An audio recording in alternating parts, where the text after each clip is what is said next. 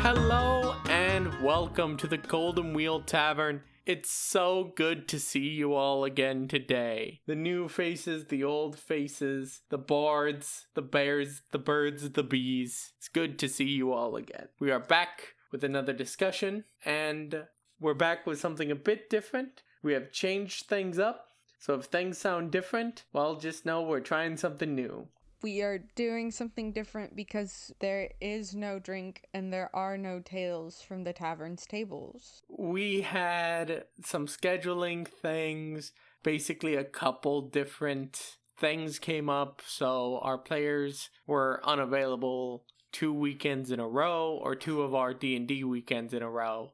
And we're likely to not have a story next time either because we are not going to be available for our groups this next D&D weekend. Well, so now you dated it a little bit. This will come out after that, which is why I said 2 in a row past tense. Because by the time this comes out, we'll have already missed that second session. Either way, we're missing some sessions. We need to knock on more wood, or rather, the Tavern Keep needs to knock on more wood because he's the one who's always out here like, oh, my groups never miss a session.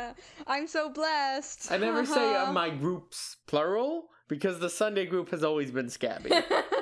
The Saturday group I have bragged about too much apparently, and the universe has decided to smite me for it. Well, you should have knocked on more wood. That's your fault. Something, knock you with my wood.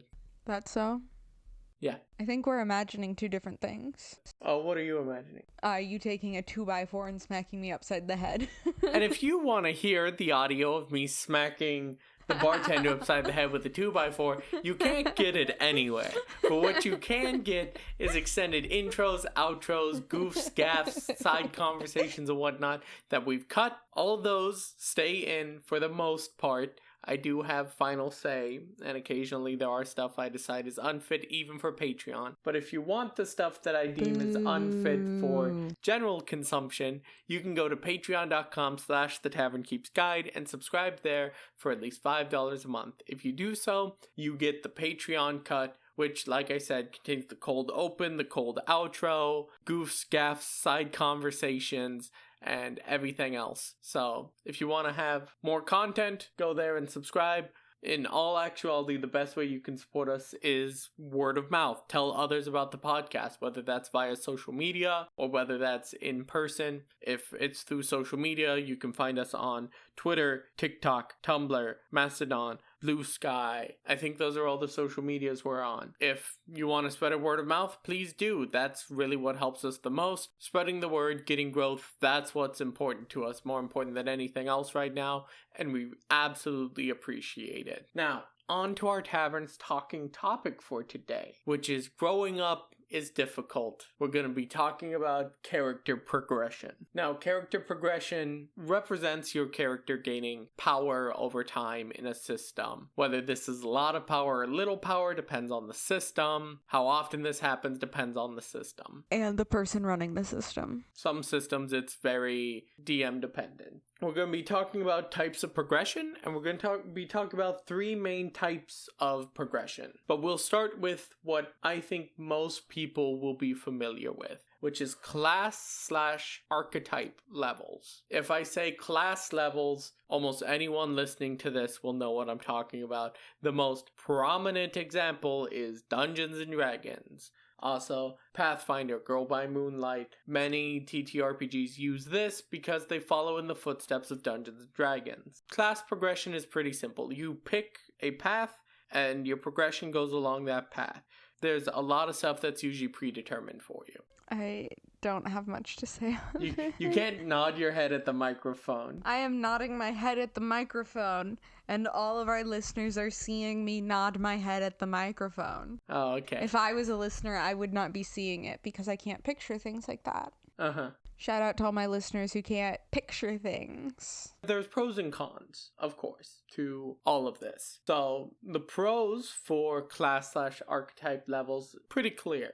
It has clear direction, strong flavor, and inherent synergy. The designer can choose how this class progresses and how its abilities intertwine. You don't have to worry about stuff coming in that the designer doesn't expect because they pick the things that make sense, and you can have clear direction and strong flavor with this progression. The downside is that with predetermined choices, you lose versatility. It's really great for people who are new to TTRPGs, because when you're new to TTRPGs, there's a lot of shit you gotta learn, and piling on, figure out your class yourself, it isn't very great. Yeah, it's simple, it's understandable. A lot of people coming into TTRPGs will have the touchstone of RPG video games, and a lot of those you choose a class and you progress along it. So another con is that there's not much change between levels, and there's not much like when you hit a level, it's just, oh, I get this, and then you move on. Leveling up isn't that exciting. Rather, you spend your time hoping to get to the next level. Yeah, the other thing that sucks about it is if the designers of the game just like totally fucking ignored your class. Like if you want to be a wizard in Dungeons and Dragons 5th edition, leveling up is so boring for you because they were like, oh, we gave you a bunch of spells. What more could you need? I mean, you're a wizard. You're supposed to be like the spellcasting class. Why would we bother giving you more spell slots than anyone or anything cool with your magic? No, we'll give you one thing at level 2. And then you can wait till level 18, in which case you have a very, very boring time leveling up. Because you get your spells at the same time everyone else does, but they're getting more things than you. This has been my excuse to rant about how much wizards as a class sucks in Dungeons and Dragons 5th edition. Yeah, this is your like personal bugbear. I will bring it up as much as possible. Well, then we're going to move on to a system Dungeons & Dragons doesn't use. So that it's more difficult for you to complain about it. You'll still complain about it if you want to. I'll find a way. Yeah, I'm aware. I'm aware of how this works. No, I'm not a werewolf. I'm a warehouse. Yeah. Yeah, I'm good for storage, but only on a full moon. Interesting. I'll keep that in mind. I Yeah, got a lot of baby. shit that I gotta store places. Baby, you can store something in me during a full moon. So, the next one we're going to talk about is skill leveling. When it comes to classless TTRPG systems without class, they rely on this one a lot. Not demure, not very mindful. Not very mindful, not demure. Notice how I don't have any class leveling. Not demure, not mindful. See how I have to pick out the skills I want to advance myself. Not very mindful. Not simple. Very considerate. So, skill level TTRPGs include like the Doctor Who TTRPG, Call of Cthulhu, Blades in the Dark. Essentially, whenever you level up, you pick a skill and you increase your proficiency with it rather than necessarily progressing in a set fashion. Some games will include gaining a new skill as well, but usually those games have like a base roll already. Like if you don't have any proficiency, it's like a D4 -1 or something along Savage those Worlds. lines. Yeah, and then as you go along, you essentially become more proficient. So you're never really, in most of those games, you're not gaining a new skill. You're just always increasing in proficiency because they have like a 500 skill long skill list. And then you make your checks off that 500 skill long skill list. I like that in Savage Worlds you could have your like knowledge skill is always specific. Uh-huh. And they have open slots so that you can write specifically what your knowledge is. Uh-huh. So you could just have like a hyper Hyperfixation. focus or special interest. This is my character. Their special interest is Magic the Gathering. They have a D12 and knowledge parentheses Magic the Gathering. I'm making the tavern keep. Some games will have you track your usage of a skill and then have you level up that skill based on usage. I know there's one TTRPG, I don't know what it is, but it's like whenever you use that skill, you roll like a D10, or it might be, I think it's a D10, and then you add that. And then once you hit 100, like you roll the D10 and you jot down that number under that skill. And then whenever you use that skill again, you roll that D10 again and add it to your total. And once that total hits 100 or greater, it's reset to 0 and that skill goes up. Interesting. So it's that idea of like using the skill builds the skill, and that allows you to be leveling up more frequently. But let's move on to the pros and cons of that one, because at the end we'll give our thoughts on all three of them. We'll like compare and match all three of them. Pros? For the leveling up skills, it's versatile. Listen, man, I'm just here to look pretty. This isn't a video podcast for the last time. I get that, but listeners who can imagine things imagine me looking pretty, because I do. Agreed. You do look pretty.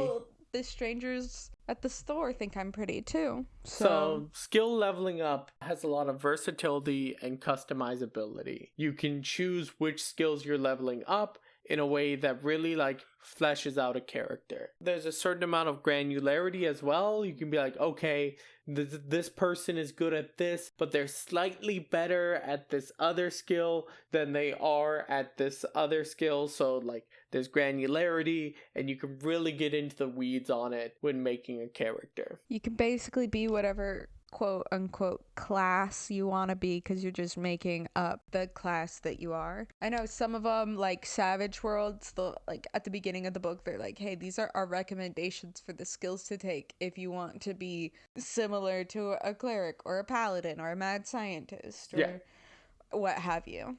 But it allows you to make your own class. And something that skill leveling can do that the other two have a bit of an issue with is that you can have progression mid-arc or progression directly tied to actions. Like if somebody does something that shows that they have been training or working on this skill, you can have progression in that skill, or like something happens and like part of their memory is erased. Their knowledge skill or their skill at a certain ability decreases in response, and it can allow for a lot of shifting. Cons though, it's usually a lot, because if a game is based on like skills rather than abilities, there's going to be a lot of skills. And you have to be like, okay, but like how many levels do I want in steering a boat versus boatsmanship? I will say class-based leveling can kind of be a lot in a different way. Jumping back to that. And the reason why I say that is because when you said it could kind of be a lot, I was suddenly hit with memories from a past campaign where we had been playing for like 6 months at that point, had not leveled up at all. We were like, why can't we level up? And the DM was like, you guys barely know how to use the skills that you have at level 3. You are already overwhelmed with the amount of things your characters can do. I'm not having you level up and get 5 new abilities that you're not going to know how to use until you can understand how your class works. I think we'll get more into that on the next one, but I do want to mention that skill levels can also lead to 2 halves of the same coin, which is either pigeonholing or feeling like you're forced to generalize. So either it's like you said, you can have a very specific knowledge, but then it's like, okay, but this character cares about that, so I have to spend 3 levels just bumping that up, and then I have to bump up this skill as well that kind of like goes along with it, and then you end up pigeonholing yourself into like these 4 skills that you've maxed out, and then the DM asks for some 5th skill, and you're like, I failed. Versus generalizing, you can end up feeling like you have to improve like every skill, or else you're gonna fail whatever check is gonna come up, and then you don't really feel like your character is specialized at all. Because you kind of have to do this middle ground of like, you have a focus, but there's a certain amount of generalizing. And it's difficult to make that happen just like on its own. And last but not least, one of the cons of skill-based leveling is that if it's just skill-based leveling, you never get anything new. You just get better at doing things you can already do. Isn't great, but we'll come to why that's not that much of an issue later, because now we're going to move to our next type of progression, which we're referring to as ability leveling. So once again, the Doctor Who TTRPG does this. Monster of the Week does this. Savage Worlds does this. Paper Mario does this. Baldur's Gate 3 does this. Baldur's Gate 3 does class leveling. Yeah, but you can choose to put tadpoles in your brain. Oh, okay. True, I guess. I will allow that as a form of ability leveling. Thank you. So, ability leveling, rather than skill leveling, where leveling up boosts a skill, and class leveling, where your progression is predefined, ability leveling is you get a new ability and you can choose a new ability. Usually there's either some sort of prerequisite or you have a selected list based on some sort of like initial choice. But the variety and versatility of your list is very dependent on the game.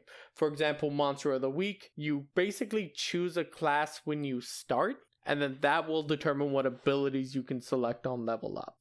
For the most part, every class has like 2 of the level up options at least are choose an ability from a different playbook. Usually it's 2 of them are that, and then 1 of them is get a haven like the expert has. No, not for, like, for some of them, yes, but for most of them, no. There's a smattering of that ability, though. Yeah, but for most of them, no. Havens aren't as common as you would think. But being able to just steal abilities from other classes. So, versus the Doctor Who game, you kind of create abilities on the fly when you take a new ability. Because in the second edition is what I'm talking about. You can take what's called a distinction, and that's essentially like a special ability, and it comes with like an upside and a downside. But you kind of make that on the spot. But it's once again, you're getting a new ability rather than necessarily progressing in a predetermined way. The pros is it's a big change on each level up. So each level up, you're like, oh, I'm getting a new ability. What do I want to add? It avoids the class problem of I know what I'm getting, I just want to get there. You don't feel like a wizard who's leveling up in 5th edition, because you actually get something when you level up. And that's a wizard complaint count of 2. Storm count is at 2. And there's very wide build possibilities, especially if like the ability list is particularly large. Then you have these wide trees of possibly like complex synergies and really like weird builds that are like, yeah, when these 3 abilities combine, they let me summon a fire tornado, which can lead to interesting progression paths that the players discover through reading the abilities and deciding how to combine them, rather than being clearly told, okay, you are wizard, you get ability, and then you level up and you get, hey, let me say what I'm going to say. You get ability, and then like you level up and you get no ability, and then you get ability, and then you level up and you get no ability. Editing Tavern Keep here. If you want about 3.5 minutes of us talking about how Wizards built in 5e and how they feel bad and they should get more abilities more often, you can go to patreon.com/thetavernkeepsguide. Anyways, that's enough wizard complaining. I don't know, I think I could do more. Well, we'll get back to that, because we were in the middle of talking about ability levels in TTRPGs that aren't Dungeons and Dragons, and how it allows for modularity and progression paths, such that whenever you level up, you're like, hey, I'm really excited to level up because I can get the next chunk for this character idea. It's not, oh, I can't wait to get to level 20, I can't wait to get to level 12 because the path has been laid out fully before me and I know exactly what I'm taking along every step because the book says this is what I take. Levels carry a lot more weight in an ability system. The cons, though, is that choosing an ability carries a lot more weight in an ability system. This circles back to the previous thing we mentioned about that class leveling is good for beginners. Ability leveling is not, especially if there's a huge list of abilities for them to choose from, because that's just too much. Well, typically in ability leveling, it'll be like, here's the list of abilities you can take, and then at a certain point, it's like there's a bunch of prerequisites to get certain abilities. So it does kind of narrow itself out a little bit. Yeah, it can, depending on the game. Another downside is power balance. This is when you get those like builds for some TTRPGs that are like, yeah, I combine these 5 abilities from 3 different supplements, and my character can mentally think frugal hopper, and then my enemies explode. No, they do not get a save. There's a certain amount of synergy and combining of things that are difficult to balance out, and like certain abilities are going to be more powerful than others, because when it comes to designing and balancing games, it's extremely difficult. So you're gonna occasionally get busted abilities. Sometimes ability interaction can be confusing, especially like I said, if it's across 3 things, it'll be like, okay, so this says whenever I hit an enemy, but this says whenever an enemy takes damage, and the way these interact, it's unclear if those are 2 separate instances or not, and you can end up with just like really complex interactions that are very unintuitive. But this is all a spectrum. We're talking about it as though each one is its own individual thing. They're not. A lot of games fall somewhere between the points on this triangle. You can essentially imagine it as a triangle, as a plane with 3 points. And really, most games fall just somewhere in that plane. Like we talked about skill levels and how you never get anything new. Well, a lot of skill level games also do ability leveling, such as the Doctor Who TTRPG has either skill leveling or ability leveling. And Savage Worlds. Sorry, I didn't realize I can't mention the Doctor Who TTRPG without you mentioning Savage Worlds. Do you want me to talk in this podcast or not? I'm fine with you talking in this podcast. Sick. Don't know how much of that I'll do. Yeah, I know. I'm tired. Yeah. I worked a full 8-hour day today. The Tavern Keep had the day off. Well, hopefully this is a decent recording and we don't have to re-record. I hope not. Well, even if we do, we'll record at a decent time. Yeah. Because I won't let you sit and do your play-by-post for 2 hours before I really interact with you at all. Yeah. Well, also there'll be better communication, and I won't just be sitting downstairs until I get a message from you saying you're set up while you sit upstairs waiting for me to come upstairs. Yeah. Back to what we're talking about, though. It's all a spectrum. D&D feats act as a sort of ability leveling in the middle of class leveling. Like, if you play with the optional rule that is feats, as everybody should. Wait, it's an optional rule? Yeah. Multi-classing and feats are technically optional rules in the player's handbook. Fascinating. Meaning if you are playing strictly only the no optional rules, no additional rules, your players cannot multi-class, they cannot take feats. Boo. Yeah, nobody does. Everybody throws in feats in multi-classing. Give the people what they want. But yeah, feats are sort of ability levels in the middle of class leveling. Doctor Who TTRPG allows for either skill leveling or ability leveling. Monster of the Week, some of the abilities you can take are just stat boosts. Really, it's about finding what works for you. In general, class levels are a set ladder with clear progression, but little versatility or customizability. Usually you pick a class and you're like, okay, I know how this character is going to grow over time. Skill levels are granular and allow for very precise customization, but can be tedious, especially if it's like you have to track how much you use the ability, or you have to pick which ability to level up, basically like at the end of every single significant moment. And then ability levels allow for modular customization. Hell yeah, modular. But can have balance or overload issues if at every single level up your player has to look through 10 pages of abilities to try to pick what ability they want to get. It can be overwhelming. I have seen players hem and haw for more than 30 minutes over what feat to pick in Dungeons and Dragons. Me, I'm players. Our entire Saturday group is players. Listen, it's a tough choice. Yeah, so imagine having to do that at every level.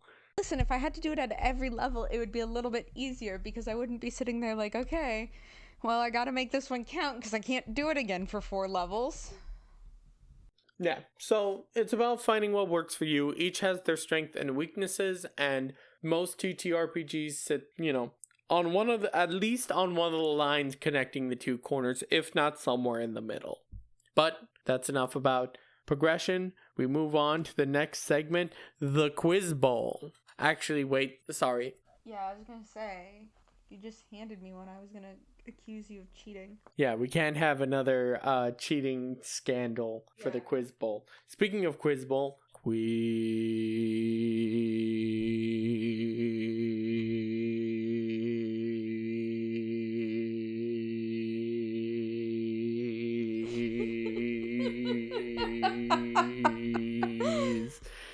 Bowl. Thanks for doing the harmonies. That's what our friend is for. They haven't visited us in over a month, so. Shout out to our friends who haven't visited us in over a month. We love not getting to play our Sunday group campaign. Our friends hate us and don't want to hang out with us anymore, and by that I mean one of them got a new job. Boo, capitalism. I gotta turn on the flashlight on my phone because I can't actually read. Yeah, just because of where that is, it's very dark over here. Okay. Oh, great.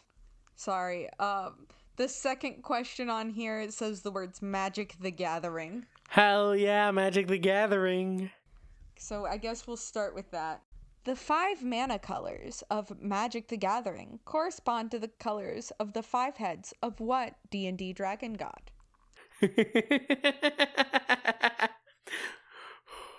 What a fascinating question to. Why would they phrase it like that? I don't know. Because it's not like it's not like the colors in Magic the Gathering of red, black, white, blue, and green. I said those in a weird order. It's not like they chose those after Tiamat. If it helps, they're not listed on the back in Wooburg order. What order are they listed in? White. Green. Blue.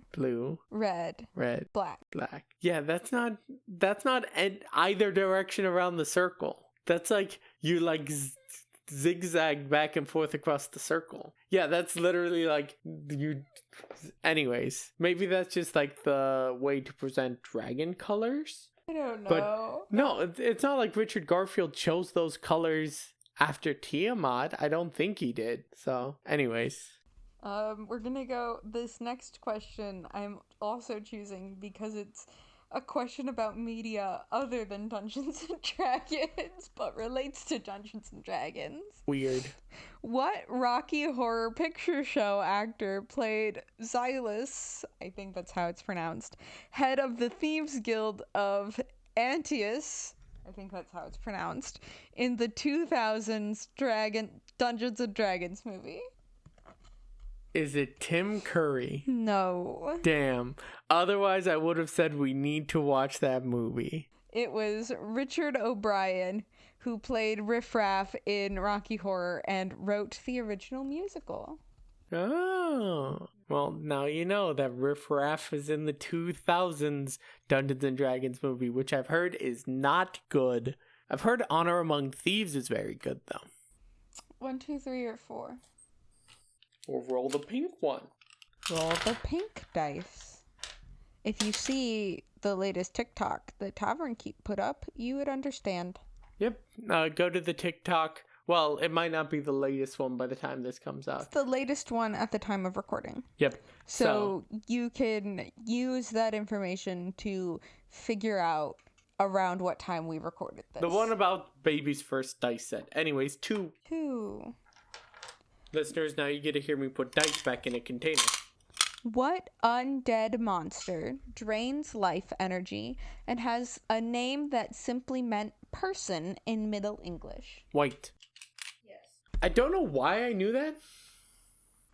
Because you are a wealth of random knowledge. I've had this moment before of just like, I was watching like a YouTuber play like Who Wants to Be a Millionaire, and one of their questions was like, what was the in project title for like the Fable series? What was the like code name? And one of the options was Project Ego, and my brain was like, it's that one, it's that one, it's that one. I'm like, what? Okay, do we know any more about this? It's like, no, but it's that one. And it's like, yeah, I don't actually know where I learned. Like, if you ask me, hey, what does white mean in the original Old English? I'd be like, I have no idea. But the moment you said its name means this, my brain's like, that's the white. Do we typically do 3 or 4? 4. Okay. 1, 2, or 3, baby. I don't have my D3 up here, so 3. Ribcage, Plague Mort, Bedlam, and Excelsior are among the 16 gate towns linking the outlands to which planes of existence? Sorry, give me those again. Ribcage, Plague Mort, Bedlam, and Excelsior are among the 16 gate towns linking the outlands to which planes of existence? Oh, so I have to attribute the planes to Bedlam, Ribcage, Plague Mort, and Excelsior? I'm going to assume Bedlam is the abyss. So it's not asking for specific planes. Oh. It's just asking which planes of existence. The outer planes. Good job. Oh, okay. I thought they were asking like for specifically what, because the outer lands connects Sigil to the outer planes, and I thought they were asking like, hey, the Ribcage has the gate to like, I don't know, Gehenna, and Plague Mort has the gate to something, and Bedlam has the gate to Acheron, and... Nope. Okay. Well, that's a lot simpler than I thought it was. Well, that's 3 out of 4? Because I got the riffraff wrong, but I think I got the other ones right? It's 2 out of 4 because you did not guess the correct Rocky Horror Picture Show actor. Yeah, riffraff. Which other one did I ask? It was Colors of Magic. Oh, then yeah, 3 out of 4. I was thinking one of the other ones. What was the middle question? We went Colors of Magic, Rocky Horror Picture Show, Undead Monster. Ah, yes, white. Okay. Yep, okay. Well, 3 out of 4.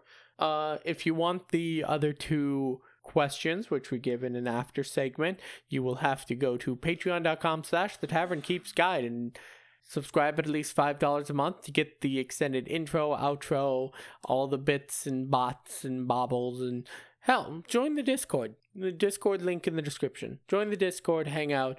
If you want to support us non-monetarily, the best way you can do it is by telling a friend. I may have basically quoted verbatim a TTRPG podcast I listened to with that, but the best way you can help us is by word of mouth, spreading the word. Really, growth is what we read. Growth is what we need right now more than monetary good. So really spreading the word is the best thing you can do for us. But we appreciate you listening. If you're watching or listening on YouTube, drop a like, leave a comment, interact. It's the best way to move things around and tell everyone you know about the podcast. We really appreciate it. We appreciate every one of you. And as always, make sure to tip the barmaids.